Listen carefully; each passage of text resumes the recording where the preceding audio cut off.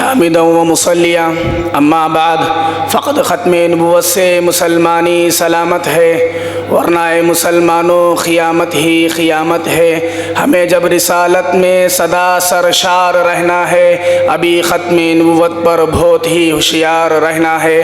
حضرات حکم، علماء عظام، سامعین با مکرم، عقیدہ ختم نبوت بنیادی دین اور اصل دین ہے۔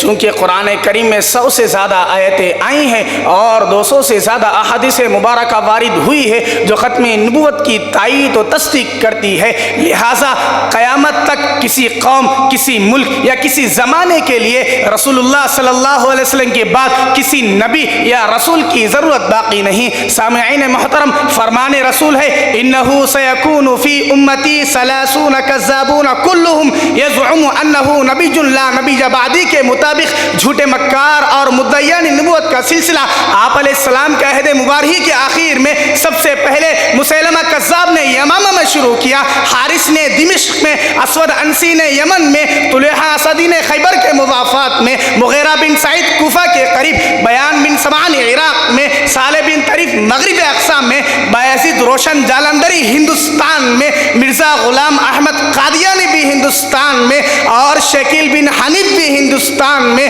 اور دیگر لاجاہل اور انپڑھوں نے نبوت کا دعویٰ کیا۔ حضرات، میرے نبی آخری نبی تھے، ان کے بعد کوئی نبی آ نہیں سکتا، اور ختم نبوت کا تاج اللہ نے نبی کے سر پر رکھا تو نبی نے بھی ایک تاج اٹھایا اور اپنے امت کے سر پر رکھا۔ جس طرح میرے نبی کے سر پر ختم نبوت کا تاج ہے، نہ اس تاج کو کوئی اتار سکتا ہے، نہ اس کی طرف کوئی ہاتھ بڑھا سکتا ہے، نہ اس کی طرف دیکھنے والی نگاہیں سلامت رہ سکتی ہے۔ اس تاج کے خلاف مسیلمہ کذاب آئے گا تو صدیق اکبر میدان میں جو موجود ہوں گے، اس کے لیے اسود عنسی آئے گا تو صحابہ میدان میں نکل پڑیں گے، سجا نامی عورت آئے گی تو صحابہ میدان میں کود پڑیں گے، اسحاق آئے گا مار دیا جائے گا، یوسف کذاب آئے گا لعین ہوگا، اور مرزا قادیانی آئے گا ختم ہو جائے گا، اور کئی مدعیان نبوت آئیں گے، سب کے سب نیست و نابود ہو جائیں گے۔ حضرات، میری بات پر تھوڑی سی توجہ دیجئے۔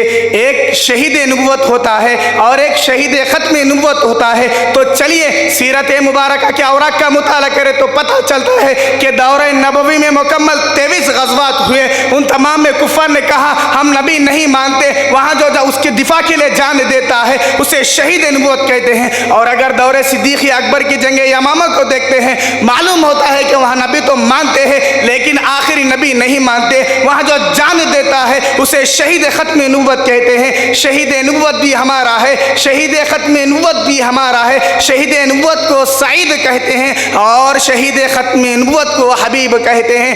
ایک حبیب وہ تھا جو جنگ یمامہ میں گیا، مسیلمہ کذاب نے گرفتار کر لیا، کہا مجھے بھی نبی مانو، اسے بھی نبی مانو، لیکن اس نے یہ نہیں کہا کہ مجھے نبی مانو اسے نبی نہ مانو، بلکہ اس نے یہ کہا کہ مجھے بھی نبی مان لو اسے بھی نبی مان لو۔ تو انہوں نے یہ کہا لا لا، قرآن تو خاتم النبیین کہتا ہے، قرآن تو محمد رسول اللہ کہتا ہے، میں رسول بھی مانتا ہوں، میں آخری نبی بھی مانتا ہوں۔ تو مسیلمہ کذاب نے کہا اس کا دایاں ہاتھ کاٹ دو، ہاتھ کاٹ دیا گیا، کہا اب بھی مانتا ہوں۔ اس کا بایاں ہاتھ بھی کاٹ دو، کہا اب بھی مانتا ہوں۔ اس کا دایاں پاؤں بھی کاٹ دو، کہا اب بھی مانتا ہوں۔ اس کا بایاں پاؤں بھی کاٹ دو، کہا اب بھی مانتا ہوں۔ اس کی زبان کاٹ دو، زبان کٹ رہی ہے اور اشارے سے کہہ رہے ہیں کہ میں اب بھی مانتا ہوں۔ اس کی گردن کاٹ دو، گردن کٹ رہی ہے اور وہ کہہ رہے ہیں کہ میں محمد رسول اللہ صلی اللہ علیہ وسلم کا آخری نبی مانتا ہوں۔ یہ تھے شہید ختم نبوت۔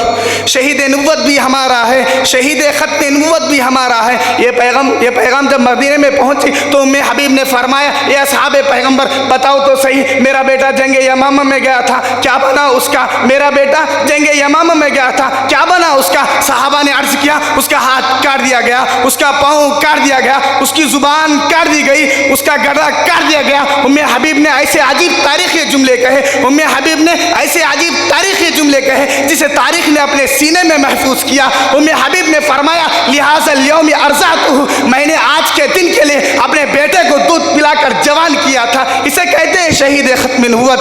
الغرض خلاصہ یہ ہے کہ قرآن کریم میں 100 سے زیادہ آیتیں آئی ہیں اور 200 سے زیادہ احادیث مبارکہ وارد ہوئی ہے, جس سے یہ بات روزے روشن کی طرح وہ بیاں ہے کہ عقیدہ ختم نبوت اور رسالت کا سلسلہ آپ علیہ السلام کے ساتھ اکرامی پر مکمل ہو گیا. اب اس نبوت کے عظیم الشان سلسلے میں جمال الوجود بذكر الإله وتصفو الحياة